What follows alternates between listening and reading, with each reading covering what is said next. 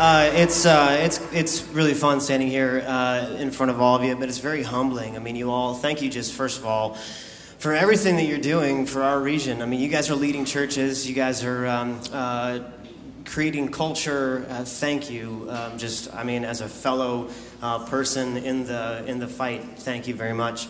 I was just kind of asked to talk about some of the regional obstacles that we might face for songwriting and that kind of thing. I've lived in Omaha for 14 years, and in that time I've met just some awesome musicians. I've been really impressed with just the people that are around me. It's made me better as a musician, and it's given me some great opportunities to be creative alongside a lot of other people. But throughout that time, I've been writing music as well, and I've written some okay stuff. I don't know, whatever. Who really knows? But I can honestly say that like 98% of the time, my writing has been out of necessity or assignment or like personal agony. You know, I'm going through a thing and I need to write. You know what I mean? I know that there are a lot of you. I was kind of driving here today or to work earlier. I was thinking, they write music, they're making a record now, so like we all write a lot of music and it's really cool, but I bet you'd feel maybe even a little bit limited in your songwriting. I mean, I do, and here's why. First, I think music in our city really thrives. I think Omaha is known kind of as a music town, which is cool, but I've never felt all that much camaraderie around it being a collective or a songwriting kind of a culture. Here's the thing, we're not surrounded by companies who want to hire songwriters, if that's even a thing anymore, you know? We're not surrounded by artists who are looking for the next big cut on their record, and we're not surrounded by a culture of people who are trying to write better and better and better songs like you would find in Nashville or Los Angeles. So I think there's, hang on, where am I? Where'd I go? Oh, so apart from those three things, the necessity, the assignment, or like that personal agony part of it, I don't know, we may never even think just to put pen to paper. It's not just around us that much. And in the Christian climate, I think we are pretty content to play the latest release by so-and-so. And the desire to write seems to be thwarted by the unfamiliarity of why to write, if that makes sense. I think our time today actually might change that, which is why I'm so stoked that we're all here. And I hope that today is a catalyst for some of us to take a step toward making music, despite it feeling like something maybe just sort of for someone else to do. You know, I think we can all do it. Second, I don't think we don't have good enough creative processes within our churches. And if you're someone who serves for your church, but you sell insurance on the side, I think the same thing can be said for your involvement with your church as well. Let's just face it. Some of us are just happy that our bass player showed up, you know. We don't really feel like we've got a great method or the energy to spend on really creating a creative process to create things. I mean, I've consumed myself at times with getting the perfect service order put together. You know, that's not a bad thing. Keeping the story arc of a holiday service, you know, intact. Again, that's not a bad thing. Or having the right people on the right teams, not a bad thing. But I've probably done those things at the expense of sitting down and just asking God if there was something that He wanted to sing over the congregation through me or through people on my team. I don't know. I think I'm missing something there. See, I'm creative, but there's a chance that I'm not giving enough effort to creating. You can't drift into creativity. You know, we've heard that. You can't drift into excellence. You can't drift into things. You can't drift into creativity. It's a discipline like anything else. So we should ask ourselves a few questions, I think. Who else around me is creative that I could bounce ideas off of? How would it look to spend an hour a week listening to God and writing down His promptings? What things do I need from my leadership to know how best to direct my creative process? And even more, what if I get the feeling that my leadership, it doesn't value creativity? How can I change that? How could I introduce creativity even to my weekly routine? That idea of bouncing ideas off of others leads me to the next obstacle I think we have in songwriting. We just try to go it alone. And I'll be honest with you, as an artist, I love that this was just said. I wrote this like 2 days ago, so I swear I wasn't right back there like taking notes on what people said. But I'll be honest, as an artist, there's a lot of pride that I take in the things that I make. Artists, we like to be unique. Sometimes we don't really like to share. Sometimes we're not the most like, come along kind of people. And sometimes it's even deeper than that. We just don't think we're good enough. Man.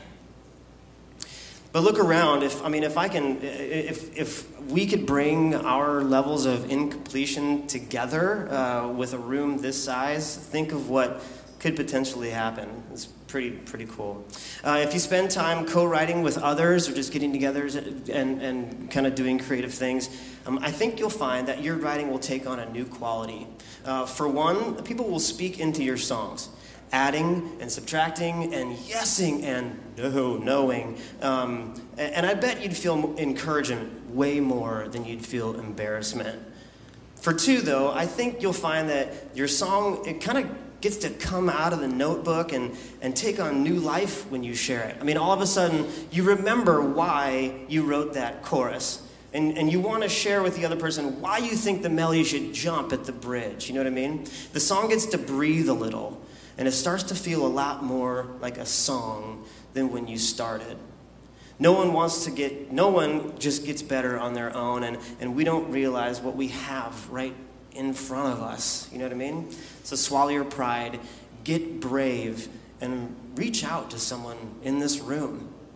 If you came here today and you don't know anyone in this room, hi, my name is Rob. My phone number is 402-999-2944. Call me and let's get together. It's fine.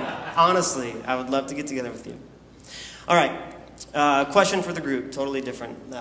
Is anyone in computer systems design at all? Anybody know anything about computer systems design? All right, good. A room full of artists. I love it. That's perfect. All right. Okay, so I'm going to borrow a certain design to talk about another obstacle that we have. So in systems design, there's this thing called a fail-fast system. And a fail-fast system is one that I'll just read the definition. I literally took this from the internet. A fail-fast system is one that immediately reports any condition that is likely to indicate a failure.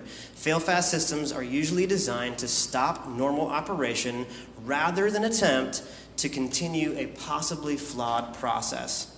I'm going to say that again.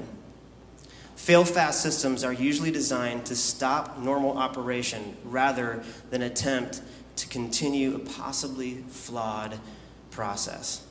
Oh, man. Does that kind of prick anyone's heart? What I'm talking about here are the expectations that we set for the things that we create. Can anyone else relate to just hanging it up on a song once you've reached a roadblock? I mean, how many songs do I have in notebooks and in that one file, like on my computer, that are just kind of hung up on because I reached a roadblock? Sure, sometimes you just run out of inspiration, but there are external things that can creep into our thoughts as well, initiating that fail-fast system that says, uh-oh, I sense a problem, better just shut down the whole operation. So here's a few things that we might struggle with. Who's going to sing this song? Will my congregation, will they like it and will they sing it? If I play it for others in Omaha, will it be good enough for them to start playing it? How do I get this to gain some traction or like even go viral or something? Should I record it? Where? How? How much does that even cost to record a song? Should it have a synth lead line or should it have an electric guitar lead line? Oh crap, what's the lead line even gonna be? I mean, is it too Hillsong? Is it too Elevation? Is it not Bethel enough? What would Mosaic MSC do? Maybe I should raise the key and have a female sing it. Maybe I should write a repeating bridge. Maybe I should close my laptop and get a sandwich. You know, see what I'm saying? Why do we talk ourselves out of trying to be creative sometimes? A fail-fast system in our writing is truly that. It's a failure because we stop. So look, you're you. You write how you write. Not all art looks the same, but it's still art. God's creation is vast. Therefore, the things that are created out of that creation should be vast also. So create for the sake of art, create for the sake of expression, and for the sake of worship. Let's have our only expectation for our songs be that they bring glory to God and make us better and better each time we go through the work and do the practice. And with that said, I come to my last idea for you all to consider. Maybe the biggest obstacle in your songwriting is that you're not songwriting, you know? Instead, you ready? Instead, you're going to work and you're dropping off the kids, and you're volunteering with the Little League team, and you're working part-time, you're finishing school, you're caring for your family, you're hanging out with your friends, and you're just plain living life. I mean, in this case, you're not really up against the obstacle on the road to songwriting as much as you're not even on the road in the first place. So we have choices how to spend our time. And some of those choices are made for us, but most are ones that we elect to give ourselves over to. Is normal life something we should shrug off? Of course not. Don't hear me say that. But if there's going to be an element of writing and creativity in your life, guess what? You're going to have to plan it. You're going to have to schedule it. You're going to have to keep at it.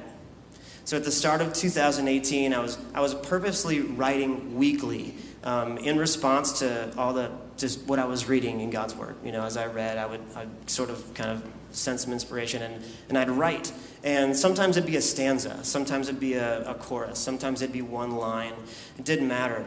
And as I think about it now, I was kind of journaling, which was pretty cool. The songs or the stanzas or the rhymes or whatever it was, they might not have been amazing, but a couple kind of made the cut and are ones that I want to develop. And so when discipline met artistry, what resulted was not only some potential fodder for songs in the future, but there also came a nearness to God who wanted to speak that thing over my life at that time and reveal that thing to me. So it's just got to be something that we choose to do and make time for. So maybe today, it's the biggest thing to stress is we don't so much have obstacles.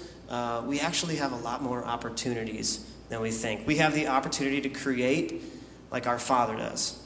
We have the opportunity to draw near to his heart to us and pour out our response in song to him. We have the opportunity in writing songs that reflect the truths and the glory of God to see his kingdom come on earth. And I believe that the songs of God's children are already written on our hearts. So may we seek the opportunity to discern those that he put there and reveal them to places that will build our faith and that will build the church. May our songs reveal God's love to a hurting world. Thanks.